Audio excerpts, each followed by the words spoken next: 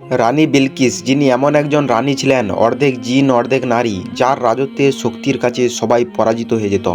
অপরদিকে নবী সুলাইমান আলাইহিসসালাম ছিলেন গোটা বিশ্বের বাদশাহ। তিনি এমন একজন বাদশাহ ছিলেন যার সৈন্যদের মধ্যে ছিল শক্তিশালী জিন, দৈত্য, দানব, পক্ষীভুল, শক্তিশালী জীবজন্তু। অতঃপর নবী সুলাইমান আলাইহিসসালাম যখন জানতে পারলেন যে রানী বিলকিস এমন একজন রানী রয়েছেন যে কিনা আগুনের পূজা করেন, যার কাছে ইসলামের আলো এখনও পর্যন্ত পৌঁছায়নি, এটা জানার পর নবী সুলাইমান আলাইহিসসালাম হুদহুদ পাখি দ্বারা তার কাছে বার্তা পাঠালেন যে সে যদি ইসলাম ধর্ম কবুল না করে তার উপরে এই বিশাল শক্তিশালী সেনাবাহিনী নিয়ে নবী সুলাইমান আলাইহিসসালাম আক্রমণ করবেন।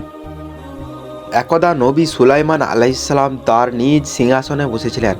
এমন সময় তিনি উপরের দিকে তাকিয়ে দেখলেন পক্ষীকুলেরা তার মাথার উপর পাখা মেলে ছায়া দান করছে, কিন্তু এদের মধ্যে তার প্রিয় হুদহুদ পাখিটি নেই। তখন তিনি হুদহুদের খোঁজ নিলেন, কোথাও তাকে পাওয়া গেল না। তখন হজরত সুলাইমান আলাইহিসসালাম হুদহুদের ওপর রাগান্বিত হলেন এবং বললেন, হুদহুদ বোধ হয় পালিয়ে গেছে, না হয় সে বেঈমান হয়ে গেছে। তাকে পেলে আমি জবাই করে দিব, না হয় তাকে শাস্তি প্রদান করব। এই কথা বলে তিনি একাপ নামক এক দৈত্যকে হুদহুদের খুঁজে পাঠালেন। একাপ অতি দ্রুত রায় দরবার থেকে হুদহুদের খুঁজে বেরিয়ে পড়ল। কিছু দূর গিয়ে হুদহুদের সঙ্গে তার সাক্ষাৎ হলো। তখন একাপ নবী সুলাইমান আলাইহিসসালামের রাগের কথা এবং তাকে খুঁজে পাঠিয়েছেন এই বলে হুদহুদকে জানিয়ে দিল। হুদহুদ তখন বলে উঠল, আমি এক সুখবর নিয়ে এসেছি, যাতে শাহেনশাহ আমার ওপর আদেও রাগ করবে না। একাপ জিজ্ঞাসা করল, ভাই কি খবর? হুদহুদ তখন বলল, সে খবর শাহেনশাহের নিকটে গিয়েই বলবো। এই বলে তারা উভয়ে শাহেনশাহের দরবারে পৌঁছল। হুদহুদ শাহেনশাহের সম্মুখে গিয়ে বলল, হে শাহেনশাহ, আমি এমন এক নতুন শুভ সংবাদ নিয়ে এসেছি আপনার নিকটে, তা যদি আপনি শোনেন অবশ্যই আপনি খুশি হয়ে যাবেন। হজরত সুলাইমান আলাইহিসসালাম হুদহুদের বক্তব্য শুনে তিনি ঠান্ডা মাথায় হুদহুদকে জিজ্ঞাসা করলেন, কি সংবাদ নিয়ে এসেছ? হুদহুদ তখন বলল, হে মহারাজ, আমি অল্প সময়ের জন্য আপনার সিংহাসনের বাইরে গিয়ে দেখি আমার এক জাতি বন্ধু উড়ে যাচ্ছে। তখন আমি তাকে ডাক দিলাম, সে ডাক শুনে আমার নিকটে আসলো। তখন তার সাথে দীর্ঘদিনের কথাবার্তা আদান প্রদান হলো। তারপর সে আমাকে জিজ্ঞাসা করলো আমি কোথায় থাকি। তখন আমি আপনার রাজদরবারের কথা তাকে বললাম। সে আপনার রাজদরবার সম্পর্কে কিছুই জানে না। তখন আমি বললাম, তুমি কোন রাজ্যে বসবাস করো যেখানে সুলাইমান আলাইহিসসালামের রাজত্বের কোনো খবরই রাখে না? সে বলল, আমি এমন এক রানীর রাজ্যে বসবাস করি যে অত্যন্ত রূপবতী, দয়াবতী ও আরামপ্রিয়। তার রাজ্যে যত কিছু আছে সকলেই অতি আরামে জীবনযাপন করছে। তার সিংহাসন বিশাল, অত্যন্ত সৌন্দর্য মণ্ডিত, হীরা জহরত, মুক্তা ইত্যাদি মূল্যবান পাথর দ্বারা সুসজ্জিত। এক শহরের অধিকারী স্বর্ণ ও রৌপ্য দ্বারা তৈরি করে তার সকল দরজা জানলা। তখন আমার বন্ধু বলল, চলো আমার সাথে আমার রানীর সুন্দর সুসজ্জিত রাজ্যটি একবার দেখে আসবে। তার প্রস্তাব শুনে প্রথমে আমি যেতে চাইলাম না। তখন আমার বন্ধু পাখিটি বলল, সাবাহে দত্তের একমাত্র রূপসী কন্যা সাবা রাজ্যের রানী বিলকিস বেগমকে একবার দেখে এসো। তিনি কতটা রূপের রানী এবং কত শক্তির অধিকারিণী, তা না দেখলে তুমি কখনোই অনুমান করতে পারবে না। আমি আমার বন্ধুর মুখে তার এই ধরনের প্রশংসা শুনে তাকে দেখার জন্য রওনা হয়ে গেলাম। দীর্ঘ সময় পথ চলে পর সাবা রাজ্যের রাজধানীতে গিয়ে পৌঁছালাম। সেখানে গিয়ে রাজমহলের এক দেয়ালের ওপর বসলাম। তখন আমি রানী বিলকিস বেগমকে দেখলাম। তিনি অপরূপ সৌন্দর্যের অধিকারিণী, তিনি কুমারী, অত্যন্ত মূল্যবান, বিরাট এক সিংহাসনের উপর উপবিষ্ট। আমি তার রূপ দেখে মুগ্ধ হয়ে গেলাম এবং শাহেনশাহের বিবি হিসাবে রানী বিলকিসকে পাওয়ার জন্য আমি রব্বুল আলমিনের কাছে ফরিয়াদ করতে লাগলাম। হে শাহেনশাহ হজরত সুলাইমান আলাইহিসসালাম, এখন আমার পুরস্কার দিন। আমি এমন পুরস্কার চাই যা আমার বংশানুক্রমে এক সম্মানের প্রতীক হিসেবে চিহ্নিত হয়ে থাকবে। হজরত সুলাইমান আলাইহিসসালাম বললেন, যদি তুমি আমার এই সংবাদে সত্য হয়ে থাকো তাহলে অবশ্যই তোমার মাথায় এক স্মরণীয় মুকুট স্থাপন করে দেওয়ার জন্য আমি আল্লাহ রাব্বুল আলমিনের দরবারে ফরিয়াদ জানাবো। আর যদি তুমি মিথ্যাবাদী হও তাহলে অবশ্যই তোমাকে শাস্তি প্রদান করব। হুদহুদ তখন বলল, আমার নিকট মিথ্যা কথা বলার তো দুঃসাহস আমার নেই। আমি যা কিছুই বলেছি সব কিছুই সত্য। প্রকৃতপক্ষে ঘটনা এর চেয়ে আরও অত্যন্ত সুন্দর এবং ব্যাপক। তবে আমার এই ক্ষুদ্র মুখে রানী বিলকিসের সৌন্দর্যতা এবং তার বিশাল রাজ্যের সঠিক বর্ণনা দেওয়া কখনোই সম্ভব নয়। হে আল্লাহর নবী, একটা বিষয় এমন আছে যা ঘৃণা করা যেতে পারে, আর সেই বিষয়টি হলো এই রানী বিলকিস এবং তার রাজাবিন্দু সকলেই সূর্যের পূজারী, যে বিষয়টি দেখে আমি অত্যন্ত কষ্ট পেয়েছি। হজরত সুলাইমান আলাইহিসসালাম হুদহুদের মুখে এমন কথা শুনে জিজ্ঞাসা করলেন, তুমি কি তাদেরকে সূর্যের পূজা করতে দেখেছ? হুদহুদ বলল, হ্যাঁ, আমি নিজ চোখে দেখেছি, তারা সকলেই সূর্যের পূজা করছে। আর হে আল্লাহর নবী, শয়তান তাদের পথ প্রদর্শন করছে এবং তারা হেদায়েতের থেকে অনেক দূরে সরে পড়েছে। হযরত সুলাইমান আলাইহিস সালাম হুদহুদের কথা শুনে বললেন, হে হুদহুদ, আমি চাই তোমাকে বিশেষ দুধ পানিয়ে আমার পত্র রানী বিলকিসের নিকট প্রেরণ করব, আর এটা বহন করে তুমি নিজেই পৌঁছে দিয়ে আসবে, এবং আমি দেখতে চাই রানী বিলকিস পত্র পাওয়ার পর সে এর কি উত্তর প্রদান করে। হুদহুদ বলল, আল্লাহর নবী, তাহলে দয়া করে পত্রটি লিখে দিন, আমি এখনই বিলকিসের কাছে তা আমি নিয়ে পৌঁছে দিয়ে আসব। তখন হযরত সুলাইমান আলাইহিস সালাম পত্র লেখা শুরু করলেন, আর পত্রটি এমন ভাবে লিখলেন, পরম করুণাময় আল্লাহর নামে আরম্ভ করছি। এই পত্র আল্লাহর নবী সুলাইমানের পক্ষ থেকে সাবা রানী বিলকিসের প্রতি প্রেরিত হলো। হে রানী বিলকিস, আপনি অনতিবিলম্বে ইসলাম ধর্ম গ্রহণ করে আমার নিকটে চলে আসুন, অন্যথায় প্রতিরোধমূলক শক্তি নিয়ে আমার মোকাবিলা করার জন্য প্রস্তুত থাকুন। এই পত্র লিখে হযরত সুলাইমান আলাইহিস সালাম পত্রটি হুদহুদ পাখির মুখে দিয়ে দিলেন। অতঃপর এই পত্র নিয়ে হুদহুদ পাখি রওনা হলেন এবং দীর্ঘ পথ অতিক্রম করে সাবা রাজ্যের রাজধানীতে গিয়ে হুদহুদ পাখি পৌঁছল।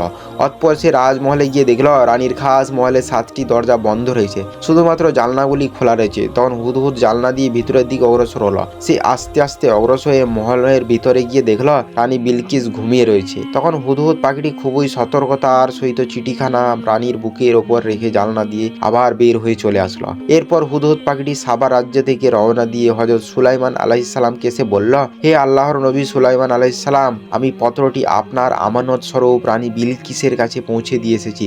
এদিক থেকে রানী বিলকিস ঘুম থেকে জেগে দেখে বুকের ওপর একখানা পত্র দেখে অবাক হয়ে গেলেন। অতঃপর তিনি পত্রটি খুললেন এবং পাঠ করা শুরু করলেন। পত্র পাঠ করে তিনি ভীষণ চিন্তাযুক্ত হয়ে গেলেন। কে তার নিকট অলৌকিকভাবে এই পত্রটি পৌঁছে দিল? তিনি তো কাউকে দেখেননি, বিশেষ করে হাত মহলের সম্পূর্ণ দরজাগুলি সব বন্ধ থাকার পরে, এবং কিভাবে পত্রটি এখানে আসলো।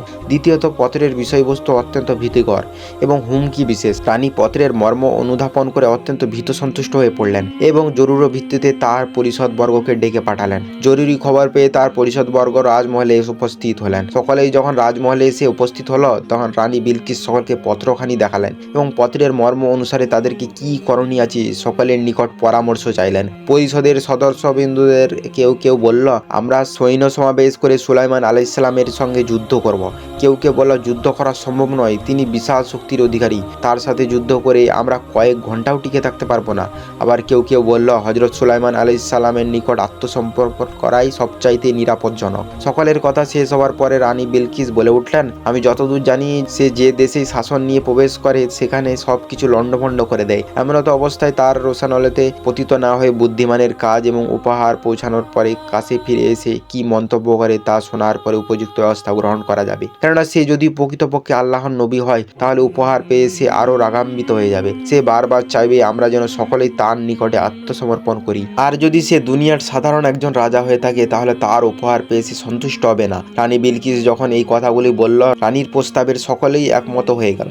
রানী বিলকিস উপহার প্রেরণ করে একথা বোঝাতে চেয়েছেন যে হযরত সুলাইমান আলাইহিস সালাম প্রকৃতপক্ষে একজন নবী নাকি তিনি একজন সাধারণ রাজ্যের অধিপতি। এরপর রানী বিলকিস তার সৈন্যদের মধ্য থেকে একদল দূত গঠন করলেন এবং হযরত সুলাইমান আলাইহিস সালামের নিকট সে সমস্ত উপহার প্রেরণ করবেন তাদের নিকট হস্তান্তর করলেন। উপহার হিসেবে রানী বিলকিস তার কাছেদের নিকটে 7টি স্বর্ণের এবং 7টি রূপার ইট প্রদান করলেন। মণি, মুক্তা, জহর উৎপন্ন জাতীয় অনেক মূল্যবান পাথর দিলেন। সর্বোপরি সবগুলি স্বর্ণের সুতা দ্বারা তৈরি করা ঢাকনা কাপড় দিয়ে ঢেকে কাছের দেশ সাথে পাঠিয়ে দিলেন।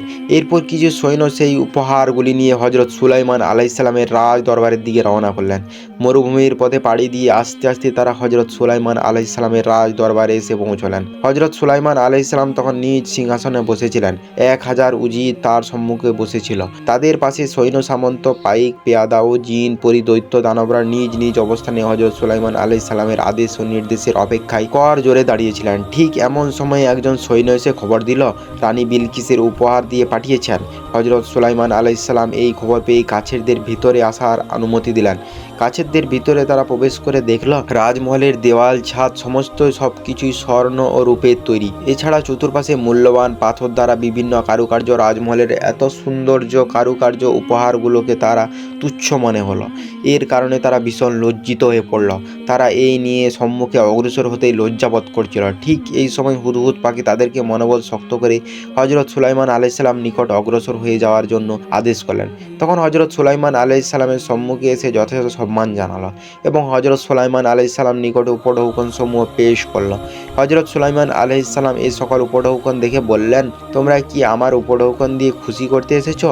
এর চেয়ে আমার আল্লাহ আমাকে অনেক বেশি দিয়েছেন। তোমরা এগুলো নিয়ে ফেরত চলে যাও আর তোমাদের রানীকে গিয়ে বলো, যদি সে ইসলাম কবুল করতে অস্বীকার করে তাহলে আমি আমার সেনা দলবল নিয়ে তার প্রতি আক্রমণ করব, যার ফলে তার রাজ্য লণ্ডভণ্ড হয়ে যাবে এবং তারা সকলেই রাজ্যচ্যুত হয়ে পড়বে। কাছেররা হজরত সুলাইমান আলাইহিসসালামের দরবার থেকে বিদায় নিয়ে আস্তে আস্তে রানী বিলকিসের দরবারের দিকে রওনা হয়ে গেল। রানী বিলকিসের কাছে এসে হজরত সুলাইমান আলাইহিসসালামের সকল ঘটনাগুলি তারা খুলে বলল। তার পাশাপাশি হজরত সুলাইমান আলাইহিসসালামের দরবারে শান শওকতের কথা সব বর্ণনা করল। তখন রানী বিলকিস বললেন, তিনি আমার চেয়ে অনেক বড় সম্রাট এবং অনেক বড় শক্তিশালী। তার সাথে যুদ্ধ করার মতো সাহস আমার এবং আমার দেশের কেউ রাখে না। তবে হজরত সুলাইমান আলাইহিসসালামের এর ওপর ঈমান আনা কখনোই উচিত হবে না, বরং তিনি আসলেই আল্লাহর নবী কিনা যাচাই করার জন্য তার পক্ষ থেকে কিছু মুজিজা আমাদের দেখে নেওয়া উচিত। এই চিন্তা করে তিনি পরিষদ বর্গের এ সকলেরকেই বলল, তার পক্ষ থেকে মুজিজার উদ্দেশ্যে আমি দ্বিতীয়বার কিছু পরীক্ষামূলক বিষয় নিয়ে তার নিকটে আবার কাছে প্রেরণ করতে চাই। রানী বিলকিসের এই কথাগুলি শুনে পরিষদ বর্গের সকলেই তার সাথে একমত হলো। তখন রানী বিলকিস কিছু সংখ্যক দাস দাসীকে একই রকম পোশাক পরিধান করলেন, ছিদ্রবিহীন কয়েক টুকরা ইয়াকুত পাথর কৌটায় ভরে দিলেন। কিছু সংখ্যক তেজি ও অলস ঘোড়া প্রেরণ করলেন। অবশেষে একটি খালি বোতল দিয়ে দিলেন আর কাছেরদের বলে দিলেন, প্রথমে হজরত সুলাইমান আলাইহিসসালামকে দাস দাসীকে তোমরা পৃথক করে দিতে বলবে। এরপর লোহা বা অন্য কোনো যন্ত্র দ্বারা ছিদ্র না করে অন্য কোনো উপায়ে ইয়াকুত পাথরকে গেঁথে দিতে বলবে। তৃতীয়ত তেজি ও অলস ঘোড়াকে পৃথক পৃথক করে দিতে বলবে। চতুর্থ নম্বরে খালি বোতলটাকে এমন পানি ভরে দিতে বলবে যে পানি আকাশ ও মাটির কোনো জায়গায় পাওয়া যায় না। রানী বিলকিস এর সকল প্রস্তাব বলা শেষ হলে কাশেদগঞ্জ রানী বিলকিসের পক্ষ থেকে সে সমস্ত জিনিস নিয়ে হজরত সুলাইমান আলাইহিসসালামের রাজ দরবারের উদ্দেশ্যে রওনা হয়ে গেলেন। যখন তারা হজরত সুলাইমান আলাইহিসসালামের রাজ দরবারে এসে উপস্থিত হলেন এবং হজরত সুলাইমান আলাইহিসসালামের নিকটে সকল উপঢৌকনগুলি পেশ করলেন এবং উক্ত কাশেদগঞ্জ রানী বিলকিসের সমস্ত প্রস্তাব হজরত সুলাইমান আলাইহিসসালামের নিকট ব্যক্ত করলেন। হজরত সুলাইমান আলাইহিসসালাম এরূপ পোশাক পরা সকল দাস দাসীকে হাত ধুয়ে আসার জন্য আদেশ দিলেন। তখন পুরুষগণ শুধুমাত্র হাতের আঙুল ধৌত করলেন এবং মহিলাগণ তাদের হাতের কবজি পর্যন্ত ধৌত করলেন। আর এর মধ্যেই হজরত সুলাইমান আলাইহিসসালাম বলে দিলেন, এদের মধ্যে যারা শুধুমাত্র আঙুল ধৌত পর্যন্ত করেছে এরা হচ্ছে পুরুষ, আর যারা হাতের কবজি পর্যন্ত ধৌত করেছে এরা হচ্ছে মহিলা। দ্বিতীয়ত হজরত সুলাইমান আলাইহিসসালাম আদেশ দিলেন যেন উক্ত কীট ইয়াকুত পাথরকে ছিদ্র করে দেয়। 3 নম্বরে হজরত সুলাইমান আলাইহিসসালাম ঘোড়াগুলির সম্মুখে ছোলা বুট ও ঘাস হাজির করতে বললেন। দেখা হলো অলস ঘোড়াগুলি তাড়াহুড়ো করে ছোলা বুট খেতে আরম্ভ করলো এবং তেজি ঘোড়াগুলি একটু অপেক্ষা করে ঘাস খেতে আরম্ভ করলো। তখন হজরত সুলাইমান আলাইহিসসালাম তেজি এবং অলস ঘোড়ার পার্থক্য দেখিয়ে দিলেন। এরপর হজরত সুলাইমান আলাইহিসসালাম উক্ত খালি বোতলটিকে আনতে বললেন। তখন কাশেদগণ খালি বোতলটি হজরত সুলাইমান আলাইহিসসালামের কাছে আনলেন। হজরত সুলাইমান আলাইহিসসালাম বললেন, এই খালি বোতল দিয়ে আমি কি করব? তখন কাশেদগণ বলল, এই পটের মধ্যে আপনি এমন এক পানি ভরে দেবেন যা পানি আকাশ এবং জমিনে কোনো জায়গায় খুঁজে পাওয়া যায় না। তখন হজরত সুলাইমান আলাইহিসসালাম একটি ঘোড়া উপস্থিত করার জন্য আদেশ দিলেন। তখন একটি ঘোড়াকে উপস্থিত করা হলো। সুলাইমান আলাইহিসসালাম উক্ত ঘোড়ার উপরে একজন আরোহণ করালেন এবং বললেন, অতি দ্রুত যেন ঘোড়া নিয়ে সে অগ্রসর হতে থাকে। দীর্ঘ সময় সে ঘোড়া চালিয়ে হজরত সুলাইমান আলাইহিসসালামের নিকটে সে আবার উপস্থিত হলেন। দ্রুত দৌড়ানোর কারণে উক্ত ঘোড়াটি যখন হেমে গেল, হজরত সুলাইমান আলাইহিসসালাম উক্ত ঘোড়ার ঘামগুলো বোতলের মধ্যে ভরে নিলেন এবং বললেন, এটা এমন পানি যে আকাশেও পাওয়া যায় না, জমিনেও পাওয়া যায় না। রানী বিলকিসের পাঠানো সকল কাসেদরা সুলাইমান আলাইহিসসালামের কার্যকলাপ দেখে বিস্ময় হতবাক হয়ে গেলেন এবং তারা দ্রুত সেখান থেকে বিদায় নিয়ে রানী বিলকিসের দরবারে উপস্থিত হয়ে সুলাইমান আলাইহিসসালামের সকল মুজিজা এবং তার ইলম ও হেকমতের ব্যাপারে সব বিস্তান্তরে বর্ণনা করল। কাছেরদের পক্ষ থেকে এমন ইলম ও হেকমত ও মুজিজার ব্যাপার শুনে রানী বিলকিস সাথে সাথে বলে উঠল, অবশ্যই আমি হজরত সুলাইমান আলাইহিসসালামের দরবারে গমন করব এবং তার হাতে হাত রেখে মুসলমান হয়ে যাব। এরপর আস্তে আস্তে রানী বিলকিসের সফরের প্রস্তুতি নিতে আরম্ভ করে দিলেন। সর্বপ্রথম তিনি তার পরিষদবর্গকে আদেশ দিলেন যেন তার সিংহাসনটি 7 মহলের অভ্যন্তরে রেখে সকল দরজা বন্ধ করে দেওয়া হয়। রানী বিলকিসের হুকুম পেয়ে তারা তার সিংহাসনটি 7 মহলের মধ্যে রেখে 7টি দরজায় তালা লাগিয়ে দিল। এরপর রানী বিলকিস হজরত সুলাইমান আলাইহিসসালামের রাজ দরবারের উদ্দেশ্যে যাত্রা করলেন। আর তার সাথে 100 দাস দাসী ও অসংখ্য সৈন্য সামন্ত নিয়ে তারা সাহারা মরুভূমির পাড়ি দিয়ে হজরত সুলাইমান আলাইহিসসালামের মহলের দিকে রওনা শুরু করলো। এদিক থেকে মুহূর্তের মধ্যে বাতাস হজরত সুলাইমান আলাইহিসসালামের নিকটে রানী বিলকিসের রওনা হওয়ার ব্যাপারে জানিয়ে দিলেন। তখন রানী সাথে সাথে রাজ দরবারকে আরো পরিপাটি করার জন্য আদেশ প্রদান করলেন। হজরত সুলাইমান আলাইহিসসালামের আদেশ পেয়ে তারা রাজ দরবারের সমস্ত জিনগণ রাজ দরবারকে আরো সাজিয়ে তুললেন। ইতিপূর্বে হজরত সুলাইমান আলাইহিসসালামের দরবারে কতিপয় জিনেরা এসে খবর দিয়েছিল যে রানী বিলকিস মানুষ নয়, জিন জাতির এক প্রাণী, তার পায়ের গোড়ালি থেকে উপরে পশমের পরিপূর্ণ, আর এটাই রানীর জিন হওয়ার জন্য সবচেয়ে বড় প্রমাণ। এছাড়া সে একটু হাওয়া টাইপের, তার বুদ্ধিজ্ঞান খুবই কম ইত্যাদি বিষয়ে জিন হজরত সুলাইমান আলাইহিসসালামকে সংবাদ প্রদান করল।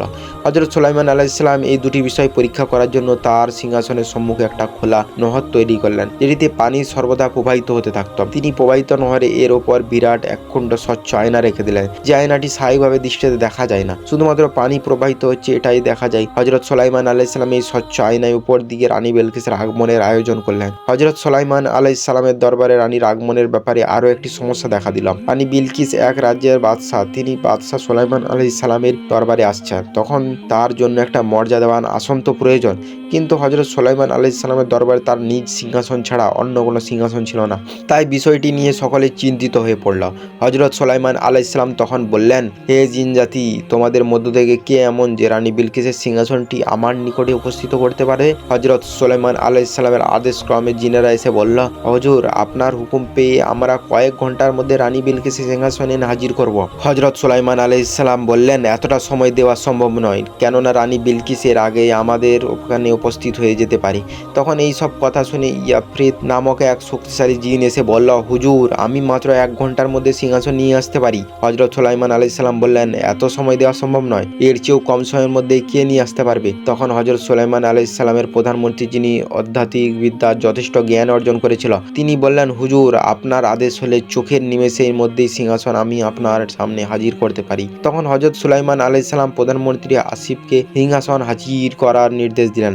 তখন হজরত সুলাইমান আলাইহিসসালামের প্রধানমন্ত্রী বিলকিস রানীর 7 মহলের দরজা খুলে চোখের পলে সিংহাসনটিকে হজরত সুলাইমান আলাইহিসসালামের দরবারে উপস্থিত করে দিল। হজরত সুলাইমান আলাইহিসসালাম সিংহাসনটি দেখে আল্লাহর শুকরিয়া আদায় করলেন এবং বলল, এটার কিছুটা সংস্কার করো, সম্মুখের পাথরগুলি পরিবর্তন করে নতুন পাথর দাও, যাতে সিংহাসনটি চিনতে রানীর একটু অধিক ভাবনা চিন্তা করতে হয়। এর মধ্য দিয়ে রানী বিলকিস কি বুদ্ধিমান নাকি সে বুদ্ধি প্রতিবন্ধী তার পরিচয় পাওয়া যাবে। এইভাবে সকল কাজ সম্পন্ন হলো। রাজ দরবারে সম্পন্ন কাজ পরিপন্থী করা হলো। এই কিছু সময় পরে রানী বিলকিসের আগমনের বার্তা পৌঁছে গেল। হজরত সুলাইমান আলাইহিসসালাম রানী বিলকিসকে রাজমহলে নিয়ে আসার জন্য আদেশ দিলেন এবং রানী বিলকিস নহরের নিকটে এসে নিজ পরিধানের কাপড় একটু উঁচিয়ে সম্মুখের দিকে অগ্রসর হলেন। অতঃপর তিনি একটি মুদ্রা সম্মুখ নহরের মধ্যে নিক্ষেপ করলেন। মুদ্রাটি কাঁচের ওপর পড়ে শব্দ করে একপাশে ছিটকে গেল। তখন রানী বিলকিস উঁচিয়ে রাখা কাপড় ছেড়ে দিলেন এবং সম্মুখের দিকে অগ্রসর হলেন। রানী যখন কাপড় উঁচু করলেন, তখন হজরত সুলাইমান আলাইহিসসালাম তার পায়ের প্রতি লক্ষ্য করে দেখলেন তার পায়ে কোনো পশমের চিহ্ন নেই। হজরত সুলাইমান আলাইহিসসালামের রানী বিলকিসের বুদ্ধিমত্তা দেখে তিনি বুঝতে পারলেন জিনরা তার নিকটে মিথ্যা অপবাদ দিয়েছে।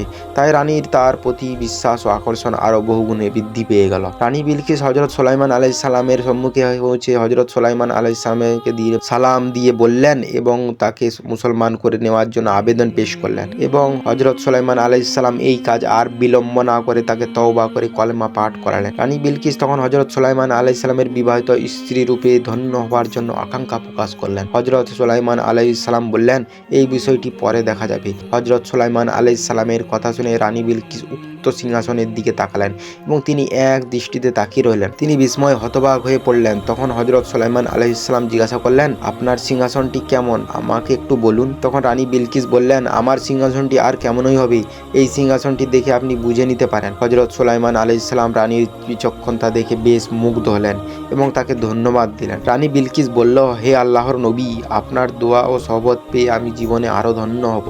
আপনি আমাকে সেই ভাগ্য দান করুন। হজরত সুলাইমান আলাইহিসসালাম তখন রানী বিলকিসের প্রস্তাবটি নিয়ে তার পরিষদবর্গকে জিনের সাথে পরামর্শ করলেন। তখন সকলেই তাকে পরামর্শ দিল, রানী বিলকিস যেহেতু ইসলাম গ্রহণ করেছে, তার পাশাপাশি সে যেহেতু মানব সন্তান, তাকে বিবাহ করতে কোনরূপ প্রতিবন্ধকতা থাকতে পারে না। তাদের সকলের পরামর্শ শুনে হজরত সুলাইমান আলাইহিসসালাম অতি দ্রুত বিবাহের আয়োজনে লেগে গেলেন। স্বাভাবিকভাবে অল্প সময়ের মধ্যে তাদের বিবাহ কার্য সম্পন্ন হলো। হজরত সুলাইমান আলাইহিসসালামের স্ত্রী ছিল মাত্র 300 জন, এখন হলো 301 জন, আর তার রাজমহলের বাদী সংখ্যা ছিল 700 জন। সব মিলিয়ে সর্বমোট 1000 জন ঘরোয়া মেয়ের লোকের সংখ্যা। তিনি যখন অন্দরমহলে যেতেন তখন সকল স্ত্রীগণ সম্মুখে দাঁড়িয়ে থাকতেন এবং বাদীগণ তার পিছনে দাঁড়িয়ে থাকত। তাদের মধ্য থেকে রানী বিলকিসকে হজরত সুলাইমান আলাইহিস সালাম সব থেকে বেশি সম্মান দিলেন। রানী বিলকিস যখন তার নিকটে আসতেন তখন অন্য সকল স্ত্রী ও বাদীরা রুয়ে সুরে যেতেন। হজরত সুলাইমান আলাইহিস সালাম যে রাতে স্ত্রীর নিকট গমন করতেন সে রাতে এক এক করে 1000 স্ত্রীর সাথে তিনি মিলন করতেন। কোনো বৈষম্য ও পার্থক্য তার নিকটে ছিল না। আর এটাই ইসলামের শাশ্বত বিধান। হজরত সুলাইমান আলাইহিস সালাম রানী বিলকিস এবং তার অন্য স্ত্রীদেরকে নিয়ে সুখে শান্তিতে দিন কাটাতে লাগলেন। সম্মানিত দর্শক, আজকের এই ভিডিও দেখে আমরা জানতে পারলাম যে গোটা বিশ্বের বাদশাহ ছিলেন নবী সুলাইমান আলাইহিস সালাম। আল্লাহ রাব্বুল আলামিন তাকে গোটা বিশ্বের বাদশাহ বানিয়েছেন। কিন্তু আজ আমরা ছোটখাটো কোনো ক্ষমতা পেয়ে গেলেই গরিব অসহায় মানুষকে তুচ্ছ তাচ্ছিল্য নজরে দেখি। আল্লাহ রাব্বুল আলামিন আমাদেরকে সঠিক দিনের বুঝ দান করুন। আমিন। আসসালামু আলাইকুম।